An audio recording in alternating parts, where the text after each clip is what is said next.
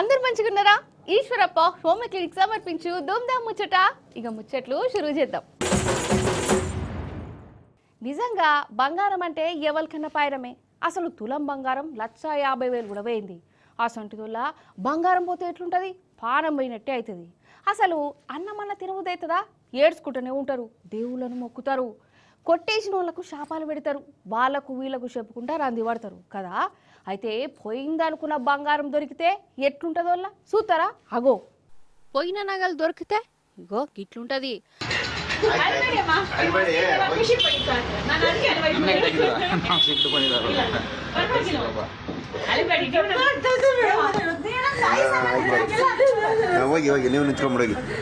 పాపం ఆమె సంతోషంలా ఎంత ఏడుస్తున్నదో కదా. కాదా మరి? ఒకటా రెండా 10 లక్షల విలువ గల నగలు మరి అవి. ఈమె బెంగళూరు ఆమె నగలను బ్యాగ్లో పెట్టుకొని ఆర్టీసీ బస్సుల ప్రయాణం కట్టింది. ఆగమాగంలా బస్సు దిగింది, బ్యాగ్ అందులోనే మర్చిపోయింది. చాలా సేపటి దాకా బ్యాగు పోయిందన్న ముచ్చట ఎరికైంది. మరి పోగొట్టుకున్నది నగలేనా? ఇక దొరుకుతాయా? ఇక నగలన్నీ పోయినాయని పాపం మస్తు ఏడిచిందోళ్ళ. ఆర్టీసీ వాళ్ళకు పోలీసు వాళ్ళకు కూడా ఫిర్యాదు చేసింది. అయితే ఈ ఆర్టీసీ డ్రైవర్ కండక్టరు మంచోళ్ళు ఉన్నట్టున్నది. వాళ్ళు ఆమె బంగారం కోసం బస్సు అంతా దేవులాడంగా దొరికినాయి. ఇక ఈమెను పిలిపించి దొరికిన నగలను అప్పచెప్పారు. ఇక బ్యాగులో ఉన్న బంగారం చూసి ఆమె ఒక సంబరపడు కాదు కాదా మరి. చచ్చిపోయిన మనిషి బతికితే ఎంత సంబరమో, పోయిన బంగారం మళ్ళా దొరికే వరకల్లా పాపం ఆమెకు సంతోషంలో కండ్ల పుంట నీళ్ళు వచ్చినాయి. ఆగో ಇದೆ ಅಲ್ವಮ್ಮ ಐಟಮ್ಸ್ ಎಲ್ಲ ಇದೆ ಅಲ್ವಮ್ಮ? ಅಲ್ಲಮ್ಮ ಈಗ ಐಟಮ್ಸ್ ಎಲ್ಲ ಇದಾವಲ್ವ ನಿಮ್ಮವು? ಇದೇ ಗಾಡಿಲಮ್ಮ ಬಂದಿದ್ದೀವಿ, ಇವರೇ ಕಂಡಕ್ಟ್ರು.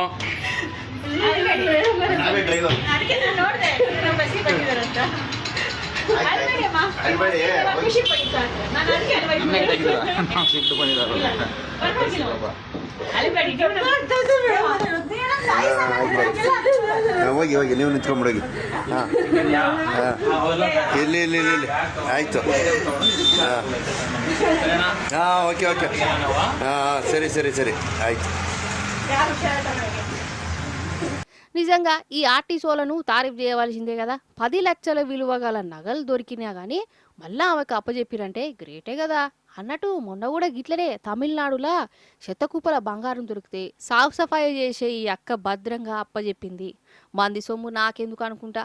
ఆమె నియతికి దేశమంతా మస్తు మెచ్చుకున్నది. రాజకీయ లీడర్లు, సినిమా సార్లు ఆమెను పిలిపించుకొని సన్మానం కూడా చేశారు. నిజంగా మనం ఎంత కమాయించినామని కాదుల్లా, ఎంత నియత్తుగా ఉన్నామన్నదే ముఖ్యం. నియత్తు అని బతుకుతే ₹1 కూడా చిన్నగానే కనబడతాయి కదా. ఆలుమగలంటే ఒకళ్ళకొకళ్ళు అన్నట్టు ఉండాలి, పాలు షాయి పత్తా లెక్క ఉండాలి. అంతేగాని ఒకరినొకరు మోసం చేసుకోవచ్చునా? కొందరున్నరులా ఇంట ఆమెను అమాయకురాలిని చేసి దిక్మాల సోపతులు పట్టి ఆవారా తిరుగుతారు. కానీ వాళ్ళకు తెలియని ముచ్చట ఏంటంటే పెనిమిటి ఎటు పోతాండు, ఏమైతాండు, ఎట్లా మారుతాండు, ఏంది కథ, ఏది కార్ఖానా, ఇవన్నీ ఇంటి ఆమెకు తెలుస్తూనే ఉంటాయి. ఆమెకు అర్థమైతేనే ఉంటుంది. అగర్సే ఇంటి ఆమెకు ఓపిక పోయిందంటే ఎట్లుంటుందో ఎరికేనా? ఇగో ఆగో గీ షాపింగ్ మాల్ చూడుర్రిగా మీరు. ఒక అక్క వస్తుంది కదా,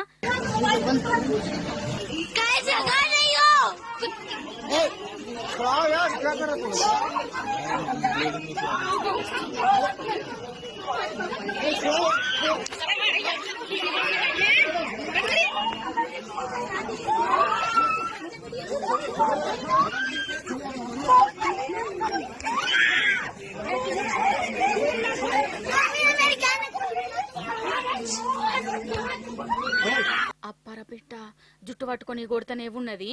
ఇక ఆట ఆమె కూడా ఊకుంటలేదు కదా. చీరల కడలోల్లా లేకుంటే పైసల కడ పంచాయిదా అనుకున్నారు. కాదు కాదు, ఈమె పెనిమిడి చేసిన ఘనకార్యానికి ఇట్లా బజార్ల జుట్లు పట్టుకుని తనుకునే కాడికి వచ్చింది ముచ్చట. అయితే ఈమె పెనిమిటోళ్ళ ఇంకొక ఆమె సోపతి పట్టిండట, ఇంటిని మర్చిపోయిండట. వాళ్ళకు కొడుకు కూడా ఉన్నాడు, ఇల్లు లేదు వాకిలి లేదు. సోపత ఆమెనే తిప్పుడు సరిపోతాంది సారికి. ఇక ఆమెకు సినిమాలకు తిప్పుడు, షాపింగ్ మాల్లకు చక్కర్లు కొట్టుడు గిదే కథ. ఇక ఇంటామెకు ఒకరోజు కాకుండా ఇంకో రోజైనా తెలిసిపోతుంది కదా. పెనిమిటి మునుపటి లెక్క లేకుంటే ఆమె కూడా అర్థమవుతుంది కదా. అందుకే ఒక నజరేసింది. ఇంకేమున్నది, పెన్మిటును వాని గర్ల్ ఫ్రెండ్ షాపింగ్ మాల్ బట్టల బేరం చేస్తాండ్లు. ఇద్దరిని దొరకబట్టి ఇయ్యరమయ్యర కొట్టిందోళ్ళ. వాళ్ళ కొడుకు కూడా కొడుతుండు చూడుర్రి.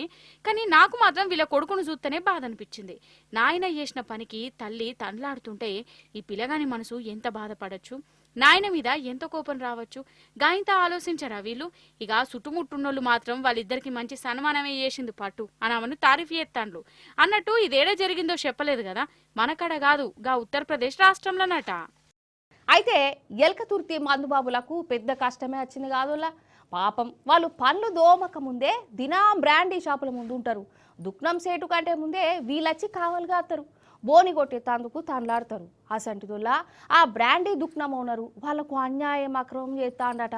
అందుకే ఇప్పుడు వాళ్ళ ఉద్యమం చేస్తాండ్లు. ఉద్యమం పారి అది ఏ రకమైన ఉద్యమమో మనం కూడా చూద్దాం. గిదేనోలా బ్రాండీ షాపు హన్మకొండ జిల్లా ఎల్కతుర్తిలో ఉన్నది. కాసా వైన్ షాప్ అట. కాసా ఇక ఈ కాసా వైన్ షాపు ఎల్కతుర్తిలో ఉన్న మందుబాబుల పాలిట గొంతులు తడిపే కొంగు బంగారం లెక్క ఉండేడట. కానీ కొన్నొద్దుల సంది గొంతులు కోసే దుక్నం లెక్క మారిపోయిందటనోలా. అందుకే మందుబాబులు ఒక్కటై చెయ్యి కలిపి దుక్నం ముందే దాన్ని నాకు దిగిరు. ఎందుకో వీళ్ళ బాధ ఏందో అరుచుకుందాం, అందరితో మాట్లాడిద్దాం. చెప్పే పెద్ద మనిషి వీళ్ళకు నువ్వే గ్యాంగ్ లీడర్ లెక్కున్నావు. మీ బాధ ఏంది అసలు? షాపులు అమ్ముతాలట, బీర్లు ఖచ్చితంగా ఉండాలి. అమ్మిదానికో చేటు కాడి ఎవరు కావాలి ఫస్ట్ భయపడేవి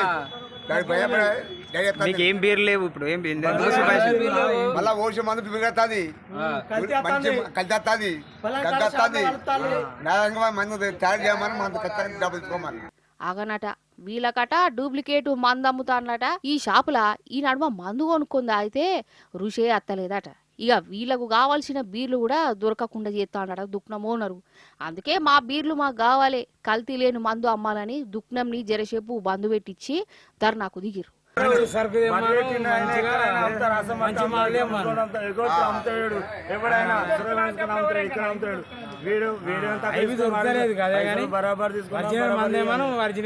పైసలు బరాబర్ తీసుకునేందుకు బరాబర్ మంది ఇవ్వాలి గాని గిట్లా మందు బాబులను మోసం చేయవచ్చునా? మేము ట్యాక్స్ పేర్లం, మేము అంత ఒకటైతే దేశంలో ఒక్క మందు దుక్నం తెరుచుకోదని గట్టిగా వార్నింగ్ ఇచ్చిరు.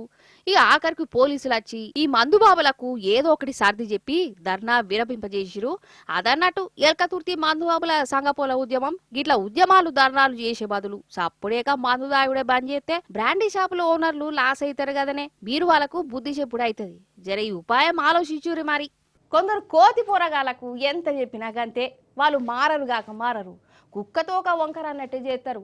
ఆఖరికైతే అసలుకే ఏసరో తెచ్చుకుంటారు. ఇంతకు ఏంది ముచ్చటంటారా? చూడురి మీరే. జుయి జుయి జుయి ఆగో పోరగాండు బండి మీద ఎట్లా దంచుకపోతుర్రో చూడు. వామ్మో సూతగింతలేరు గాని అసలు భూమి మీద ఆగుతలేరు కదా. ఎందుకు ఆగుతలేరంటారా? వెనక చూడుర్రి పోలీస్ కారు వాళ్ళ ఎంబడి పడుతుంది.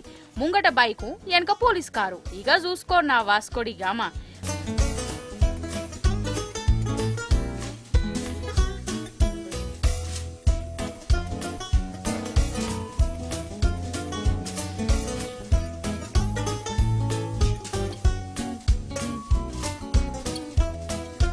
మరి ఈ పోరలు దొంగలు కాదు, దివానగాళ్ళనాలే. ఇక రోడ్డు మీద బండిని ఇష్టం వచ్చిన తీర్ల నడిపిర్రట. నడుపుకుంటా డైరెక్ట్ పోలీసుల కార్నే గుద్ది పడేసిరు. మరి అట్లా గుద్దినప్పుడు సపోర్ట్ చెక్క చేతులు కట్టుకుని తప్పైపోయిందని చెంపలేసుకోవాలనా? ఇక ధూమ్ సినిమాను మతికి తెచ్చుకొని దంచుకపోయిర్రోలా. మరి పోలీసు వాళ్ళు ఊకుంటారా? అసలే వాళ్ళ కారు సొట్టబోయిందాయే, వాళ్ళు కూడా హట్ అయిపోయిర్రు. ఇక వాళ్ళు ఎంబడి పడ్డరు చూడుర్రి. నడి రోడ్డు మీద ఇక సినిమాల లెక్క చేజింగ్ నడిచింది. మరి ఆఖరికి ఏమైందంటారా? ఇంకేమైతుంది, ఈ పోరగాళ్ళు దొరికిండ్రు. ఇక పోలీస్ టౌన్ లో సన్మాన కార్యం కూడా విజయవంతంగా నడిచింది. అదన్నట్టు ముచ్చట.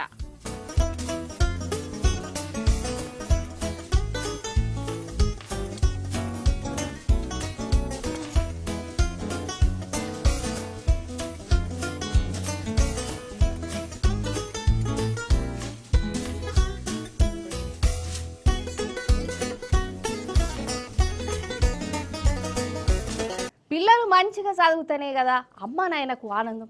అందుకే మంచిగా చదవాలి, తెలివి పెరగాలి, మార్కులు బాగా రావాలి అని పెద్ద పెద్ద స్కూళ్ళల్లో ఎత్తా అంటారు. ట్యూషన్లు పెట్టిస్తా అంటారు. దినం ఇండ్ల చదువు అని ఎంబడి పడతారు. చాలా ఇండ్లలో నడిచే కథనే ఇది. కానీ మహారాష్ట్రలో మాత్రం ఉల్టా పల్టా ఉన్నదోళ్ళ. కొడుకులు బిడ్డలకు పరీక్షలలో మంచి మార్కులు రావాలని అక్కడి అమ్మా నాయన ఏం చేస్తాను ఎరికేనా? చూడుని మీరేగా. అంతే కదా, పిల్లలు పరీక్షలల్లా మంచి మార్కులు రావాలి, ర్యాంకులు రావాలి, మంచి జ్ఞానంతో ఉండాలి అనుకుంటారు అమ్మా నాయన. మీరు కూడా గట్లనే అనుకుంటారు కదా. అయితే మహారాష్ట్రలో 12వ తరగతి పరీక్షలు నడుస్తానయ్యోలా. ఇగో గిది పరీక్ష సెంటరు. లోపల పిల్లలు పరీక్ష రాస్తాన్లు. బయట ఏం నడుతుందో ఎరికేనా ఈ పిల్లల అమ్మానైనా నక్కలు చిట్టీలు అందిస్తాన్లు. అరే అవ్వంటే చూసుకుంటా రాయిర్రా, నక్కలు కొట్టుర్రా, మార్కులు బాగా తెచ్చుకోర్రా అని తల్లిదండ్రులే నక్కలు చిట్టీలు రాసి పోరగాళ్ళకి ఇస్తే వాళ్ళు చూసుకుంటా రాసుడట. ఏంది అసలు? అయితే మా గొప్ప అమ్మానైనా చేస్తున్న ఈ ఘనకార్యము డ్రోన్ కెమెరాల పడ్డది. డ్రోను మీద తిరుగుతుంటే చిట్టీలు అందించే తల్లిదండ్రులు ఉరుకుడు పెట్టిర్రు. అగో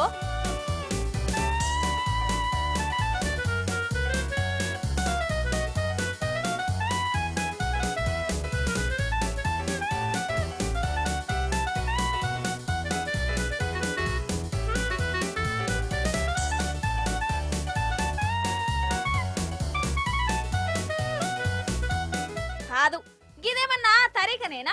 మంచిగా చదివి ఫస్ట్ రావాలి, నక్కలు కొట్టొద్దు, దొంగ పనులు అసలే వేయొద్దని చెప్పవలసిన తల్లిదండ్రులే నక్కలు చిట్టీలు అందించడేందోల్లా అసలు. అంటే కొడుకో బిడ్డనో పరీక్ష ఎట్లనో గట్ల పాస్ అయితే చాలని అనుకోవచ్చునా? గదేం పెత్తరికము? పిల్లలకు నేర్పవలసింది గిదేనా? నక్కలు కొడుతుంటే ఇంకా 4 దండాలే గాని వీళ్ళే చిట్టీలు అందించుడేందో? ఇగో గిట్ల తయారైందల్లా మన కాడ చదువులు అసలు ఎవ్వరికి చెప్పేటట్టు లేదు.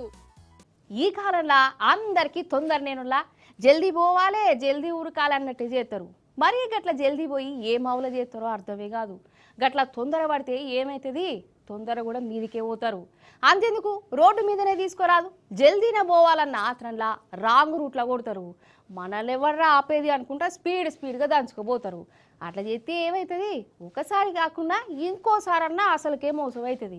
గట్ల అడ్డదారుల పొంటే పోయేటోళ్ళకి ఒక పెద్దవ ఎట్లా బుద్ధి చెప్పిందో చూడాలి. చూసిరు మరి. అసలు మన రోడ్ల మీద రామాయణం ఎట్లుంటుందో మీకు ఎరికే కదా నుల్లా. ట్రాఫిక్ పోలీసులున్నా సిగ్నల్ వడ్డ దంచుకపోతుంటారు. యూటర్న్ తీసుకోకుండా రాంగ్ రూట్ల పొంట పోతారు. అరే సత్తర్ర నాయనా అని చెప్పినా ఈయనరు, చలాన్లు వడ్డా కూడా మారరు. అయితే ఈ సీన్ చూడురోలా.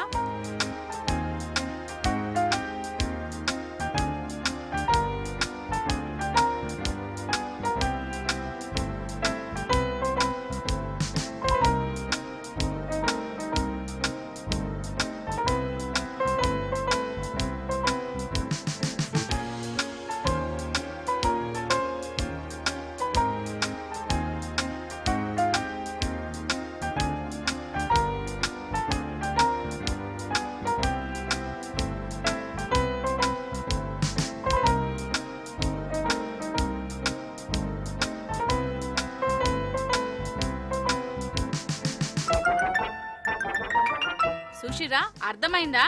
ఏందంటే ఒక స్కూటర్ రోడ్డు ముంగట గంత పెద్ద రోడ్డు ఉన్నా గానీ రాంగ్ రూట్ల పొంట పోతుండు. జనాలు నడిచే తొవ్వల ఈయన బండి నడుపుతుండు, తప్పే కదా? అప్పుడే ఇగో ఈ పెద్దవ్వ తొవ్వ కడ్డంగా నిలబడ్డది. ఇది నీ దారి కాదు, అటుకెళ్ళిపోవాలే అని ఆన్నే నిలబడ్డదోలా.